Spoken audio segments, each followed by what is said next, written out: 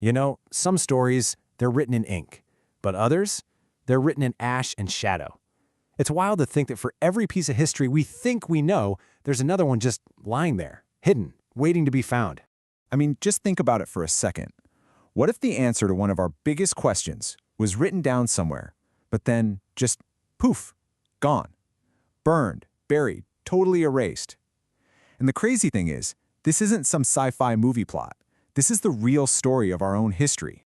All right, so let's get right into it. There's this pull, right? This fascination we all have with the idea that ancient civilizations knew things we've completely forgotten. Maybe they had some incredible wisdom that just disappeared.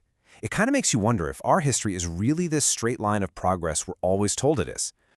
And that's the real kicker, isn't it? It's like the more we learn about our past, the more we realize just how much we don't know.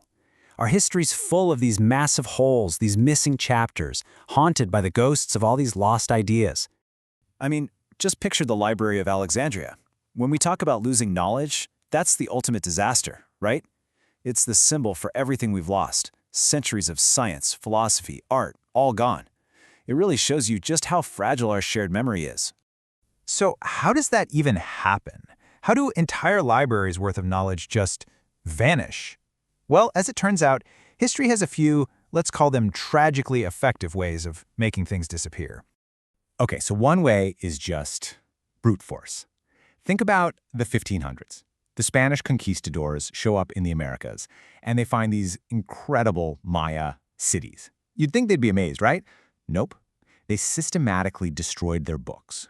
One bishop famously called them lies of the devil. And just like that, an entire civilization's history literally went up in smoke. Then you've got the opposite approach. Sometimes knowledge was buried on purpose to save it. Get this, in 1945, a farmer in Egypt literally stumbles on a sealed jar, and inside, the Nag Hammadi Library. It's this collection of Gnostic texts, writings from early Christian groups whose beliefs were way different from the official church line. The best guess is that monks buried them after a decree in 367 AD made these books illegal. It was a desperate act to save them from being wiped out. But maybe the sneakiest way knowledge gets lost is when it's hidden in plain sight. You have to remember, back before paper was a thing, parchment was super valuable. So if you needed to write something new, what would you do? You'd grab an old manuscript, scrape off the ink, and just write right over it. And that creates something called a palimpsest. It's basically a ghost story on a page, one text haunted by the faint traces of an older one, lurking right underneath. And sometimes, those ghosts, well, they turn out to be geniuses. Okay, you want a wild story? Look no further than the Archimedes palimpsest. This thing's journey is just insane. First, it gets looted from Constantinople. Then in 1229, a monk scrapes the whole thing clean to write a prayer book over it. Then it disappears for decades, gets moldy, someone even paints forgeries on it. It's a miracle it survived and all. But then in the 2000s, scientists use advanced X-ray tech to see what's underneath. And bingo, they find lost works by Archimedes himself, stuff about infinity and calculus that was centuries ahead of its time. We were this close to losing a fundamental piece of science history forever. And you know, the story of the Archimedes manuscript is absolutely mind-blowing, but it's not the only one. Against all odds, other voices from the past have managed to survive, giving us these incredible glimpses into worlds of thought that were nearly erased. So let's jump back to that discovery in Egypt at Nag Hammadi. Finding those 12 leather-bound books, it really was like digging up a time capsule. I mean, it gave us texts like the Gospel of Thomas, which is just a collection of sayings from Jesus, but it gives a totally different feel, a completely different perspective from the four Gospels we all know. This wasn't just finding a lost book.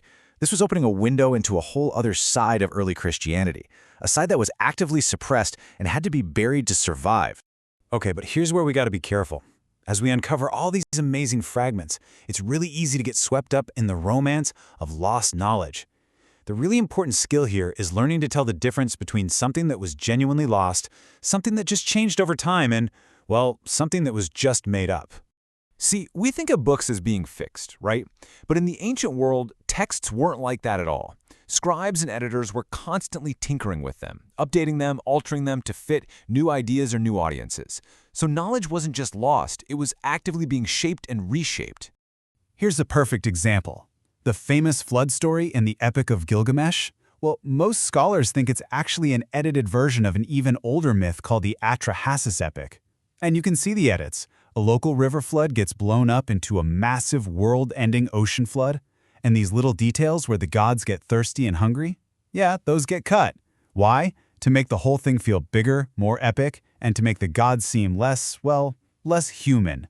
It's the same basic story, just remixed for a new audience.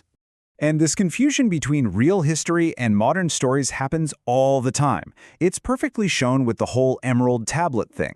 On one hand, you have the actual historical emerald tablet. It's a short, super cryptic, but really influential medieval text about alchemy.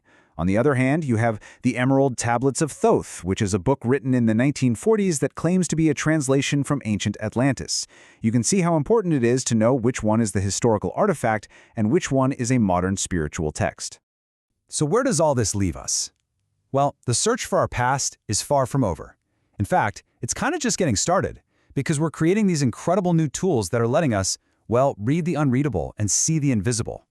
I mean, today, technology is blowing the doors off the past. We've got X-ray fluorescence that lets us see right through the top layer of a palimpsest, just like with Archimedes. We have AI that's learning to translate ancient languages we could never crack before. And with VR, we can literally walk the streets of ancient cities, bringing worlds back to life that have been dust for thousands of years. And all of this just leads to that one big question. What else is still out there waiting? Every time we find a new text or decode another script, the story of who we are changes a little bit. This whole search for our lost history, it's really a search to understand ourselves. And honestly, it feels like we're just getting started. So, if you're as fascinated by this stuff as I am, by these ancient texts and forgotten worlds, then you should definitely subscribe.